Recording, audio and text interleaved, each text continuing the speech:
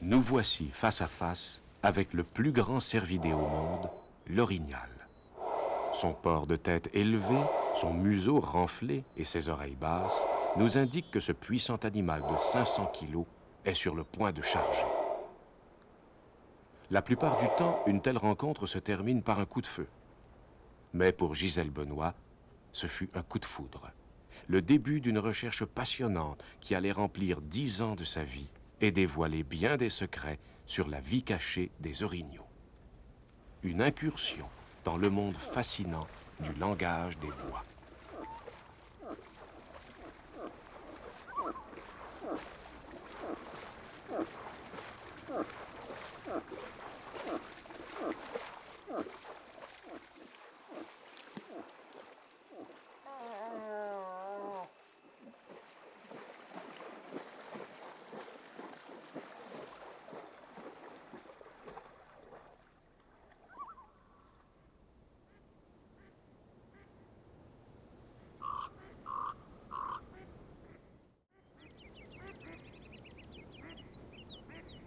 Le parc de la Gaspésie. Ce territoire de 800 km² est l'un des habitats fauniques les plus riches au Québec.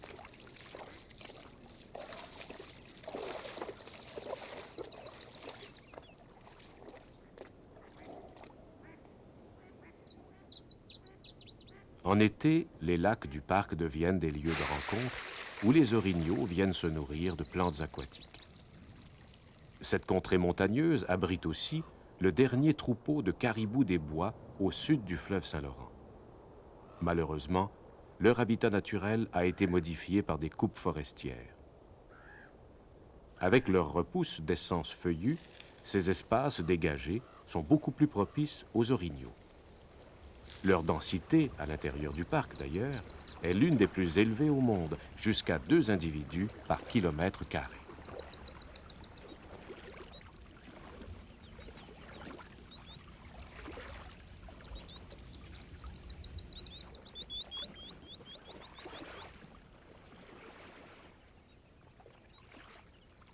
Comme elle en a l'habitude, Gisèle Benoît a vu le jour se lever en compagnie des orignaux. Ce peintre animalier chevronné se passionne pour les recherches en comportement animal. Je suis allée au parc de la Gaspésie pour la première fois en 1979 parce que je voulais y observer le fameux troupeau de caribous des bois. Mais quand je me suis retrouvée en face de l'orignal dans son milieu naturel, j'ai eu tout un coup de foudre pour cet animal-là. C'était pas vraiment le solitaire hargneux dont j'avais toujours entendu parler puis qu'on décrivait même dans des ouvrages scientifiques. Je l'ai tout de suite senti sociable et ce qui m'a le plus frappé chez lui, c'est sa forte personnalité.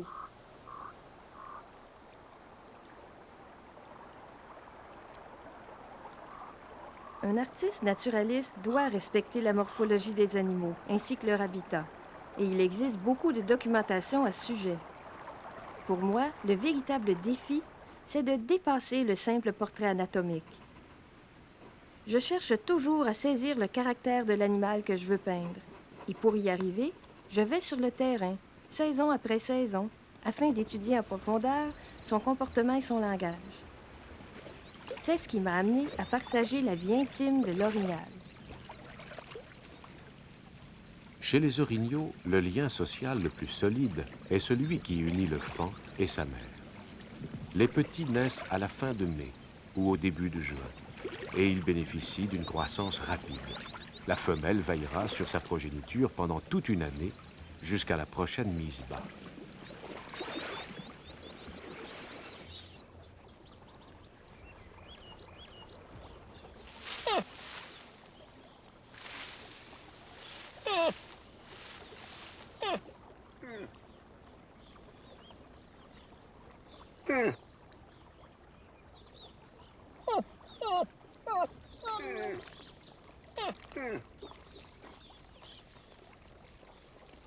La mère et le petit gardent contact grâce à l'odorat et à de fréquents échanges sonores.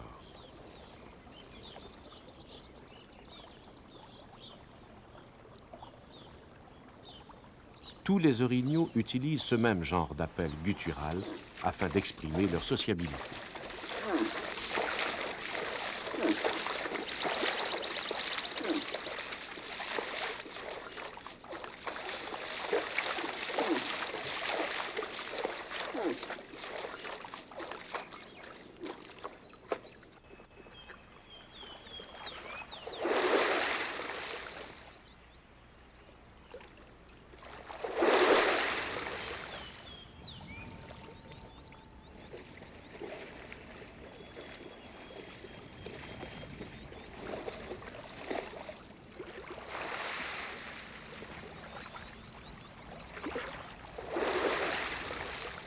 Si un rang social est contesté, femelles et mâles frappent avec leurs pattes pour affirmer leur dominance.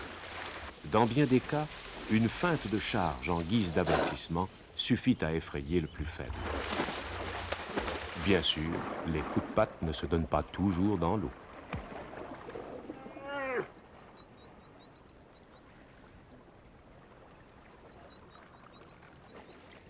L'orignal aime l'eau. Il est capable de se submerger complètement pour arracher du fond d'un lac les plantes aquatiques dont il raffole. Il peut rester jusqu'à 45 secondes sous l'eau.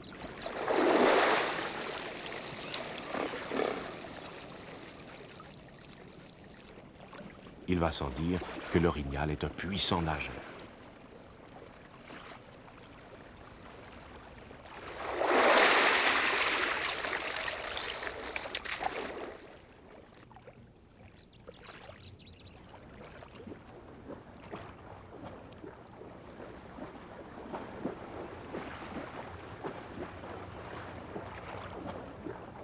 J'ai observé les orignaux pendant plus de 3 ans pour pouvoir décoder les différents aspects de leur langage et de leur comportement de base. Et par la suite, j'ai voulu vérifier la justesse de mes observations. Et ça, c'était par l'expérimentation que je pouvais y arriver. Alors, j'ai décidé de tenter de communiquer avec les orignaux en utilisant leur langage sonore. C'est le printemps. Gisèle a repéré une biche solitaire. Pour établir le contact, Gisèle utilise des appels de faible intensité.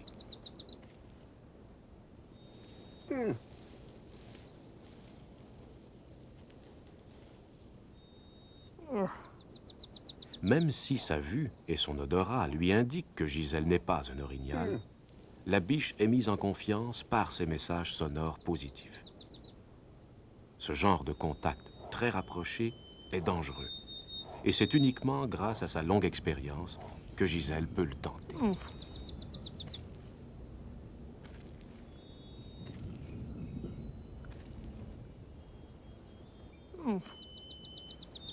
Je ne dois jamais oublier que je suis en face d'un animal sauvage et que même s'il semble réagir positivement à mes messages de sociabilité, c'est jamais quelque chose de sécuritaire. Je dois être en mesure d'anticiper les réactions négatives de l'animal. Mais le plus important dans tout ça, c'est le respect. Je ne dois jamais rien imposer à l'animal et, évidemment, il faut que j'accepte que ce soit lui qui ait le mot de la fin.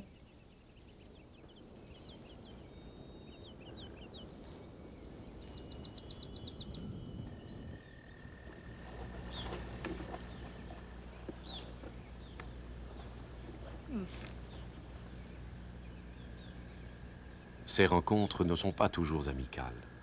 En flairant l'odeur humaine, ce grand mâle s'inquiète et pousse un cri d'alarme.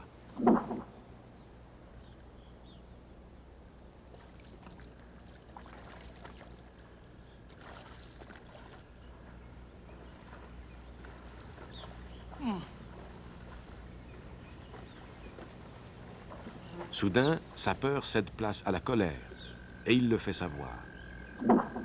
Gisèle tient compte de cet avertissement et se retire.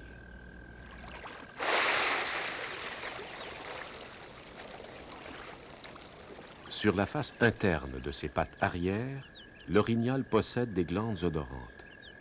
Lorsqu'il est inquiet, il les frotte l'une contre l'autre tout en urinant.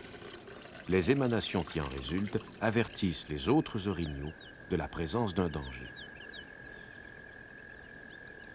Il ne faut pas se fier au flegme de l'orignal. Parfois, il est sujet à de spectaculaires démonstrations de colère ou de bonne humeur.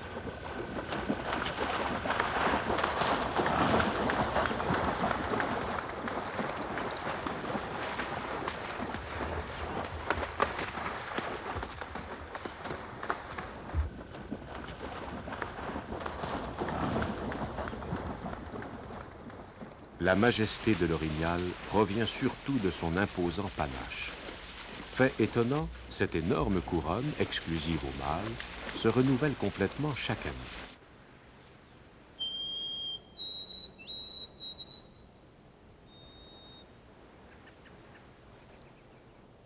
Au printemps, la fonte des neiges dégage les vieux panaches tombés durant l'hiver. Un processus hormonal déclenche alors la repousse du nouveau panache.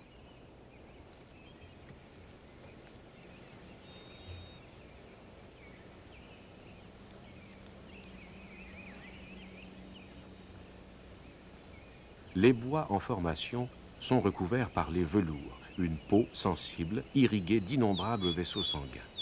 Ils favorisent la croissance extrêmement rapide de chaque andouillé. En 5 mois seulement, le panache parviendra à sa pleine grandeur. Au Québec, la ramure d'un grand mâle peut atteindre une envergure d'1,50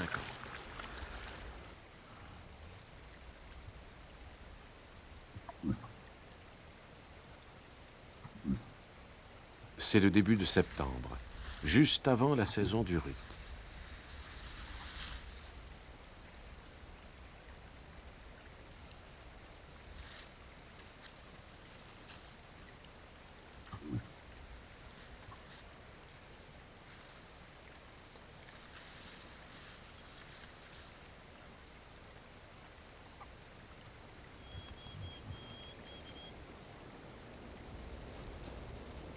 Voici l'endroit où un orignal a frotté son panache pour le débarrasser de ses peaux désormais inutiles. À cette période de l'année, il n'est pas rare de découvrir ainsi des lambeaux de velours accrochés à des branches.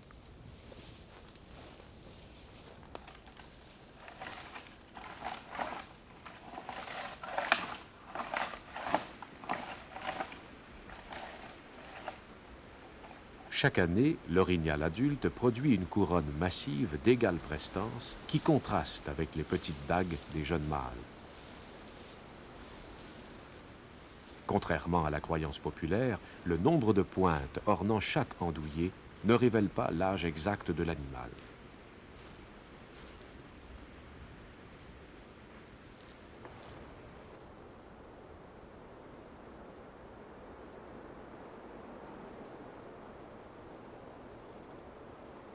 Voici 2 jeunes mâles.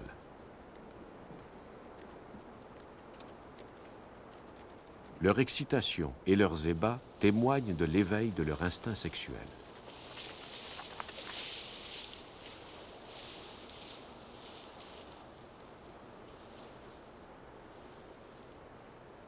Ces comportements annoncent le début de la saison du rut, qui s'étend de la mi-septembre jusqu'à la fin octobre.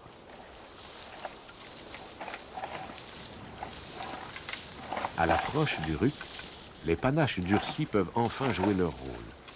Ils deviennent le principal outil de communication par lequel les mâles rivaux expriment leur agressivité.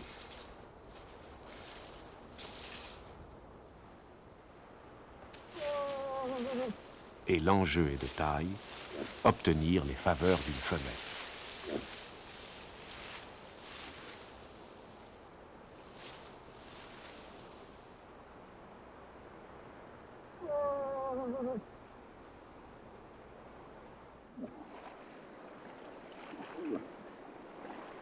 C'est l'automne. Une effervescence inhabituelle règne au pays de l'orignal. C'est la saison des amours.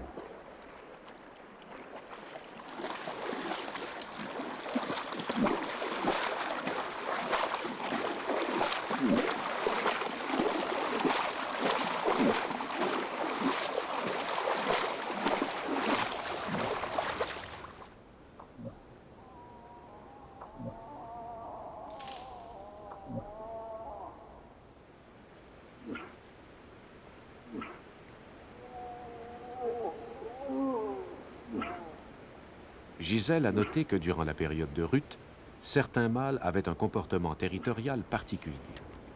Habituellement, les orignaux parcourent de grandes distances pour trouver leur partenaire. Mais ici, au parc de la Gaspésie, les mâles dominants choisissent une zone de rut à l'intérieur de laquelle ils tentent d'attirer les femelles.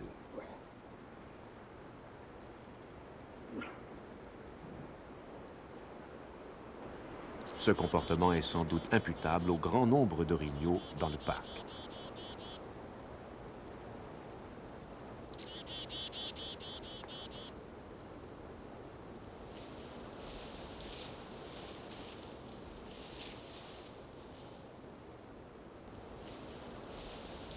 C'est d'abord l'odorat qui guide la femelle vers une zone de rut.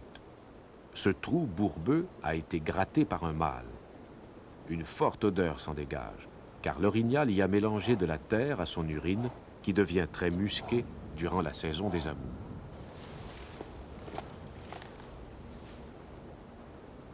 Après s'être vautré dans ses litières, le mâle cherche à capter l'attention des biches qui sont stimulées par ce parfum tenace.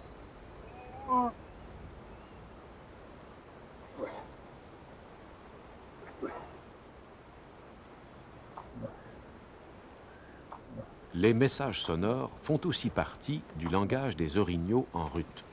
Le mâle parcourt sa zone d'accouplement et il signale sa présence en frayant son panache au buisson.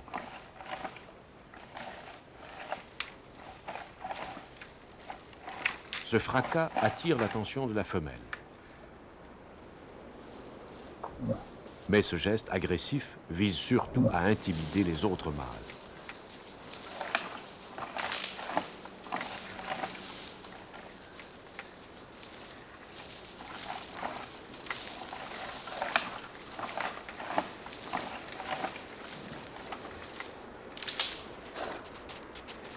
Finalement, la biche s'unit avec le partenaire de son choix.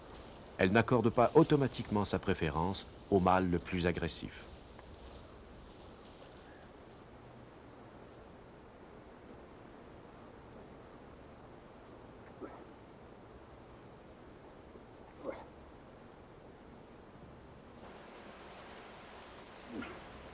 Les orignaux sont surtout actifs à la tombée du jour. Les plaintes nasillardes émises par cette femelle témoignent du bon accueil qu'elle réserve à son partenaire. C'est le premier indice de sa réceptivité sexuelle.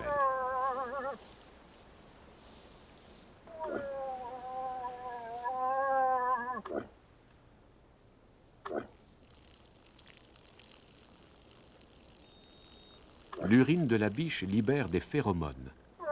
Ces substances chimiques jouent un rôle important dans la reproduction de plusieurs espèces animales, car elles sont intimement reliées aux variations du cycle hormonal.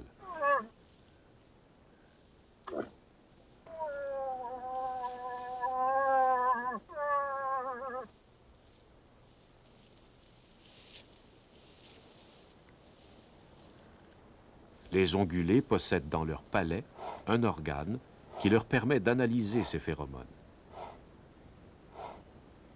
Le mâle respire à fond la source odorante et il évalue avec précision si sa compagne est sur le point d'ovuler. Ce test est d'une importance primordiale car la période d'ovulation de la femelle ne se prolonge guère au-delà de 24 heures. La beauté et la douceur de ces rituels amoureux m'inspirent souvent. Le mâle expérimenté escorte et courtille sa compagne, parfois pendant plus de 3 jours avant de pouvoir l'accoupler. Il se montre patient et respectueux. J'ai baptisé ce comportement l'état de veille.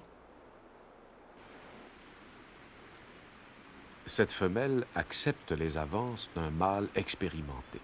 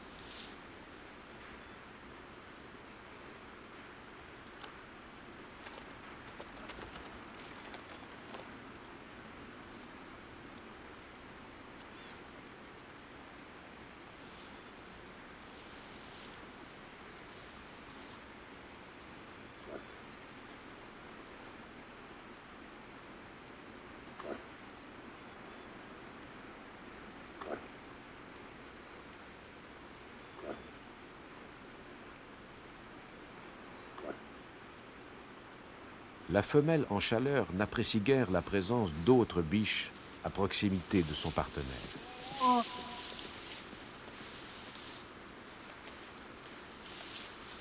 Elle tente souvent de les chasser avec une grande détermination, mais habituellement sans trop de succès.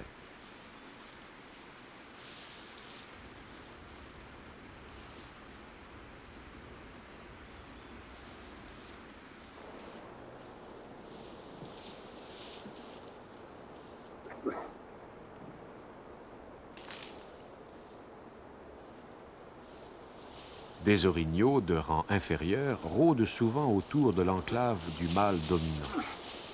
Les jeunes mâles ont rarement l'occasion de s'accoupler avant l'âge de 5 ans.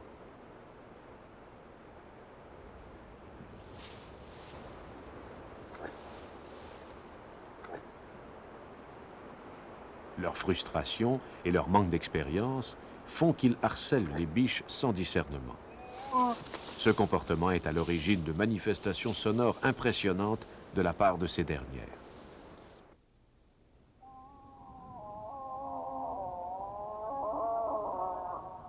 J'ai observé que ces bramements de femelles se produisaient toujours lors d'une interaction avec un mâle.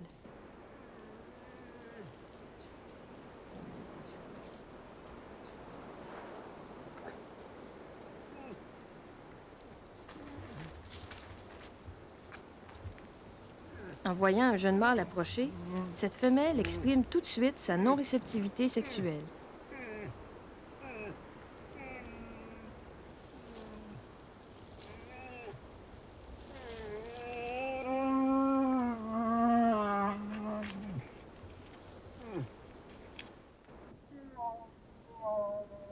Il est probable qu'un mâle adulte respecterait cet état de fait. Mais ce jeune orignal néglige les mises en garde et cherche malgré tout les contacts physiques.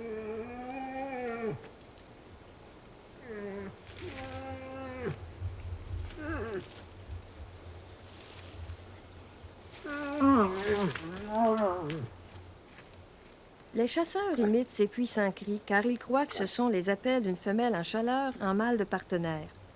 C'est une fausse interprétation, car il s'agit en fait d'un beuglement de protestation. Jamais une femelle seule ne brame comme ça.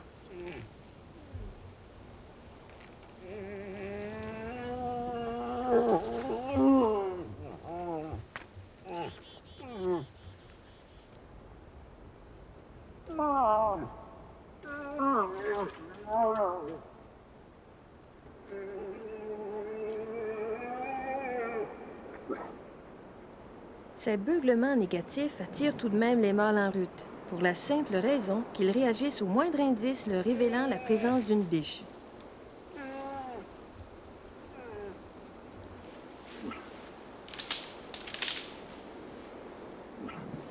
Le mâle attiré s'approche souvent avec agressivité, car il cherche avant tout à confronter le rival qui harcèle la femelle.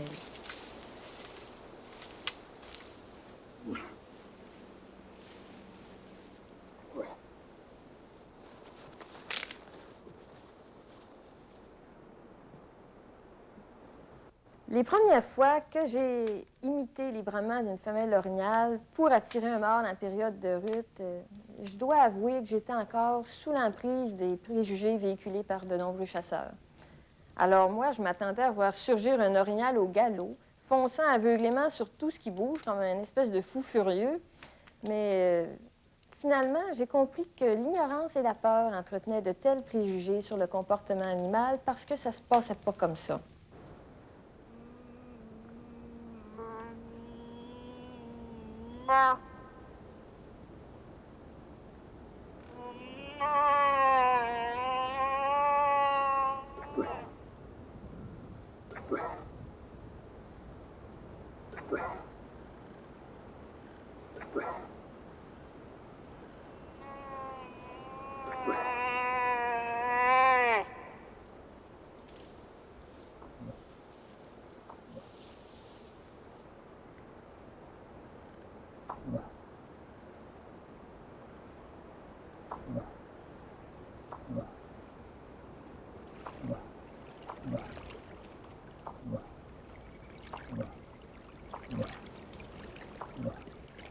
C'est certain que c'est impressionnant de voir arriver un orignal mâle comme ça, parce que c'est vrai qu'il va faire beaucoup de bruit.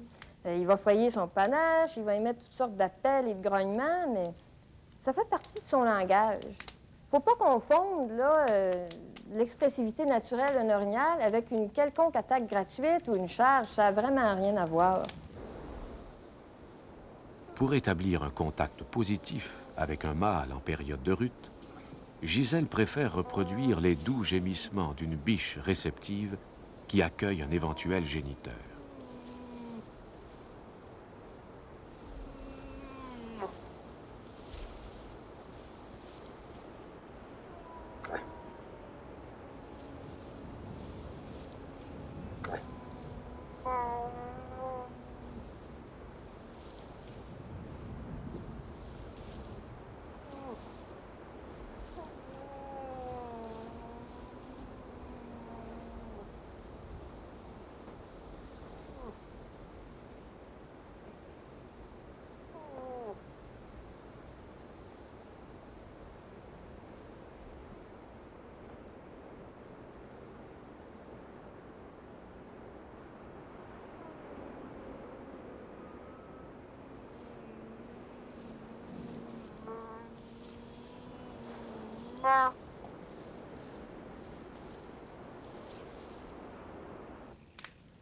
Le langage de l'orignal n'est pas uniquement sonore ou olfactif, il est aussi gestuel.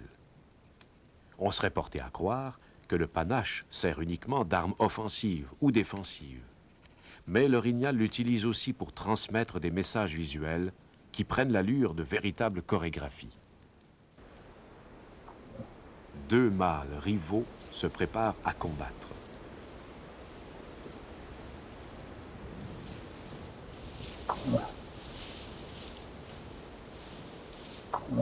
Ils s'approchent lentement l'un de l'autre en balançant la tête pour mettre leur panache en valeur.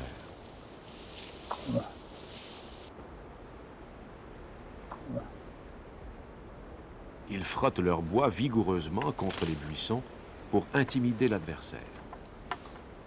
Plus un individu fait preuve d'agressivité, plus il a de chances de provoquer la déroute de son vis-à-vis. À un certain moment, j'ai eu l'impression d'arriver à la limite de mes capacités d'exploitation du langage sonore des orignaux. Moi, je voulais aller plus loin. Il fallait absolument que je trouve moyen d'explorer un autre aspect du langage des orignaux. Alors, j'ai décidé de me fabriquer un faux panache.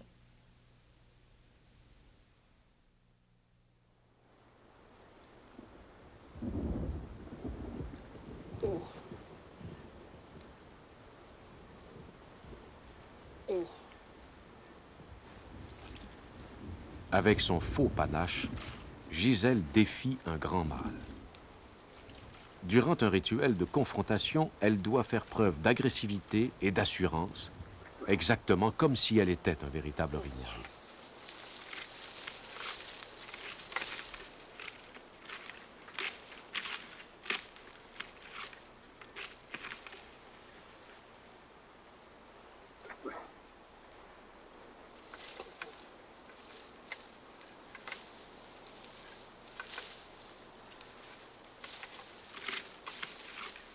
Chacun de ces messages sonores ou gestuels doit être clair et sans équivoque. La moindre hésitation de sa part serait interprétée par l'orignal comme un signe de faiblesse.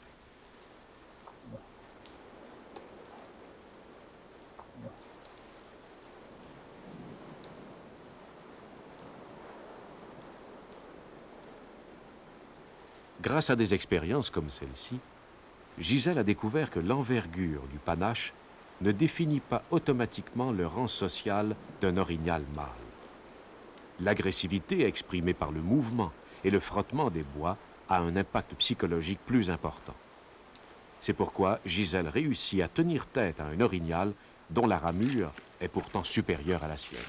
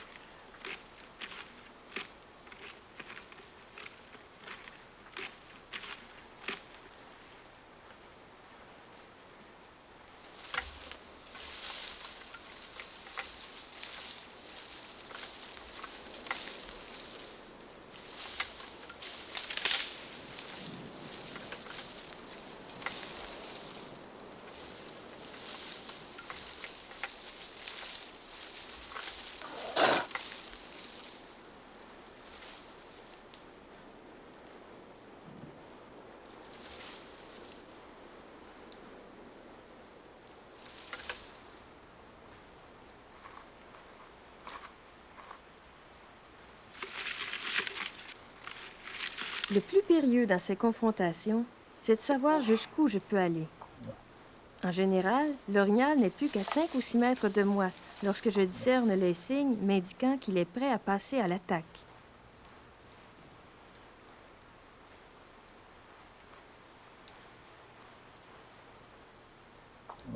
Le fait de retirer mon faux panache met fin au rituel d'intimidation.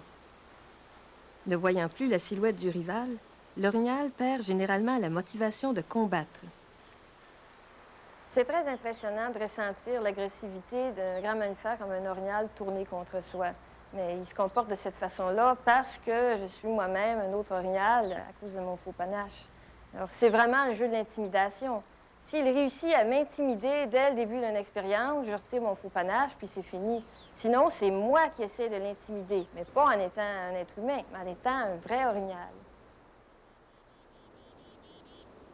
Comme la dimension du faux panache de Gisèle ne lui accorde pas un statut social prédéterminé, elle doit se méfier des jeunes mâles dont l'agressivité peut être surprenante.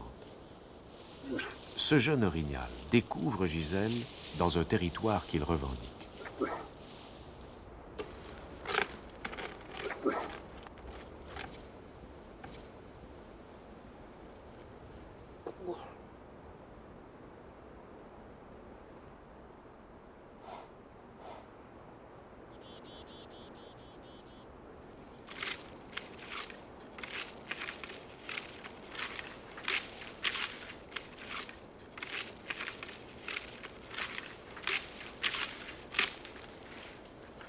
Gisèle parvient à imposer sa dominance. Malgré son mécontentement, l'orignal évite toute provocation et se soumet.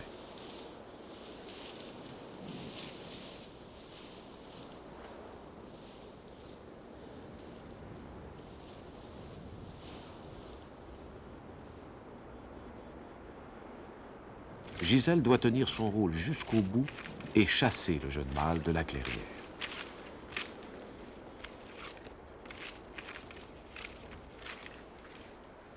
Ça peut paraître curieux à dire, mais quand je vis une confrontation avec un orignal mâle, j'éprouve jamais de peur. Parce que je suis très concentrée sur le dialogue que j'entretiens avec l'animal et j'oublie tout le reste.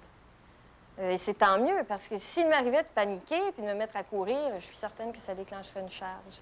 Et ça, c'est d'autant plus vrai quand j'ai affaire à un mâle dominant sur sa zone de route, accompagné par une femelle. Un tel mâle est tellement aveuglé par son instinct de combattre que même le fait de retirer mon faux panache, c'est insuffisant pour désamorcer sa colère. Je dois alors parler et manifester ma présence humaine clairement, taper dans mes mains pour le saisir, pour qu'il comprenne son erreur.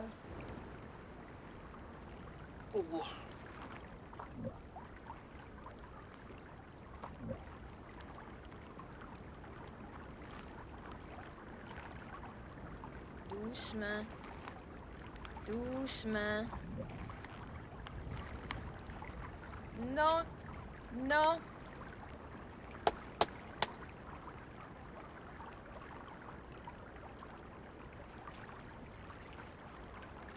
Doucement. Attention.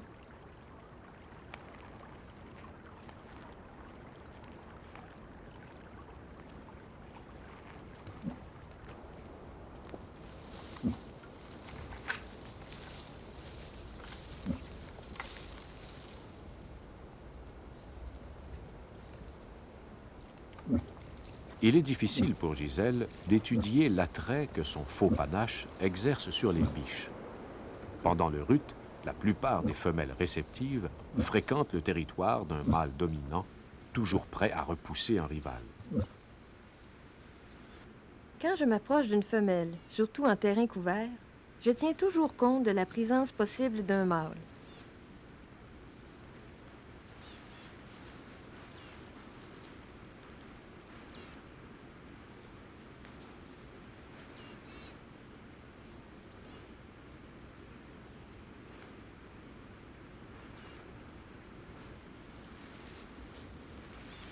J'oblige le mâle à signaler sa position en le provoquant. S'il est dans les parages, la réponse ne se fait jamais attendre.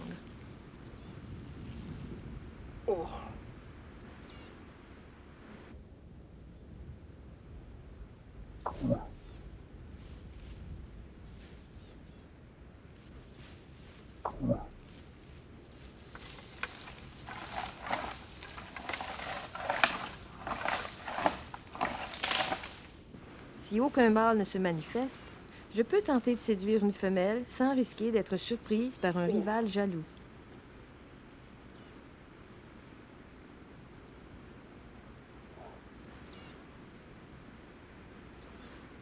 Quelques heures plus tard, à la tombée de la nuit, la patience de Gisèle est récompensée. Attention, doucement. C'est trop proche, ça. Doucement, doucement. Mon faux panache m'a permis de participer d'une manière privilégiée aux manifestations les plus spectaculaires du langage gestuel des orignaux. Mais l'intimidation ne fonctionne pas toujours. Le panache sert de bouclier si une épreuve de force est nécessaire.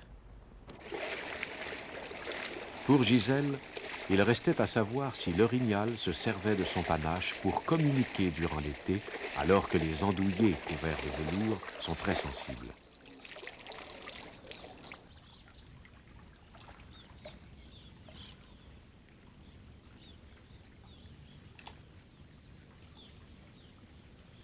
Elle a récemment expérimenté que le balancement du panache était suffisant pour déclencher une réponse agressive, et ce, même en dehors de la saison du rut.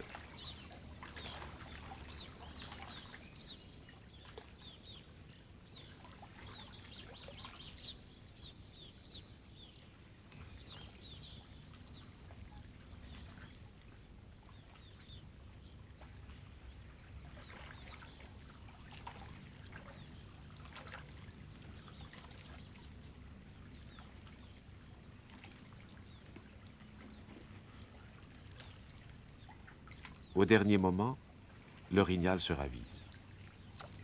En réalité, ses pulsions agressives ne sont pas assez fortes pour l'aveugler totalement, comme c'est le cas en automne.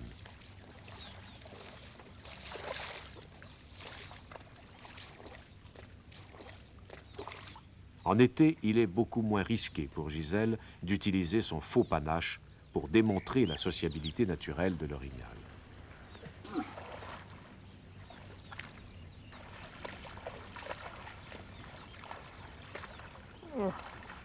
L'absence de mouvements provocateurs, doublée d'un langage sonore positif, lui permettent d'établir une relation amicale.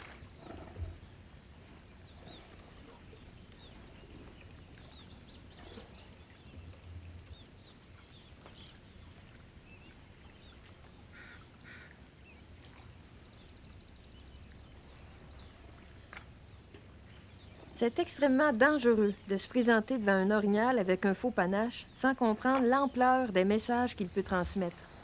Pour moi, c'est le résultat d'un long cheminement. Et il faut comprendre que ça s'inscrit uniquement dans une démarche scientifique. J'ai la préparation psychologique et les connaissances pour le faire. Et ça prend des années pour pouvoir comprendre toutes les subtilités du langage des orignaux. Même le chercheur expérimenté n'est pas à l'abri d'un accident. Il y a quelques années, un orignal en colère surgit des buissons à quelques mètres de l'endroit où filmaient Gisèle et ses parents. Coincé dans un étroit sentier et se croyant agressé, l'animal chargea.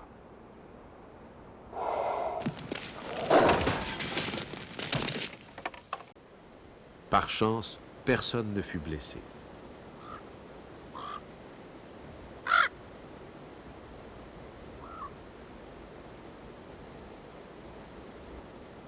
La fin du rut laisse les mâles dans un état d'épuisement dû au jeûne et à la fébrilité de leurs activités sexuelles. Ils ont perdu de 5 à 10% de leur poids. Ils doivent maintenant reprendre des forces et refaire leurs réserves de graisse avant d'affronter les rigueurs de l'hiver.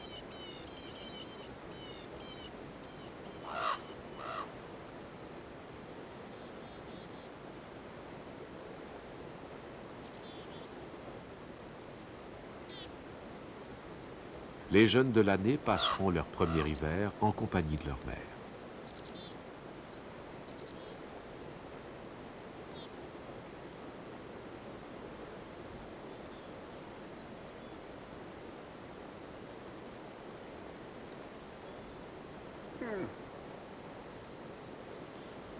La survie quotidienne deviendra la seule préoccupation des orignaux durant les mois à venir.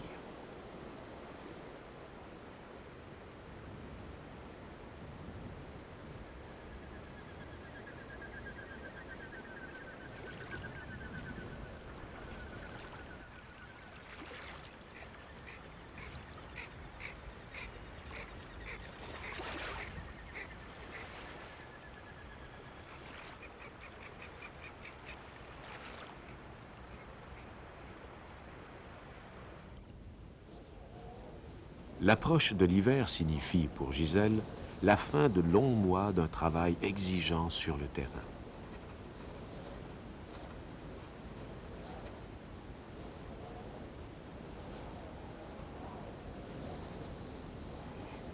C'est avec joie qu'elle retrouve la quiétude de son atelier, où elle évoquera, sur toile, les plus beaux souvenirs de la saison qui se termine. Si j'essaie de résumer en quelques mots ce que les orignaux m'ont apporté au cours de toutes ces années, je parlerai d'abord du contrôle de mes émotions, de la tolérance et de notions de respect aussi, mais surtout de la communication.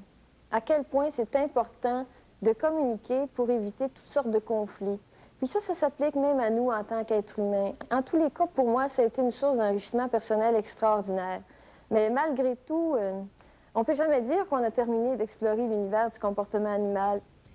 Je suis certaine que les orignaux vont continuer à m'apporter beaucoup de découvertes, beaucoup de joie et beaucoup d'émerveillement.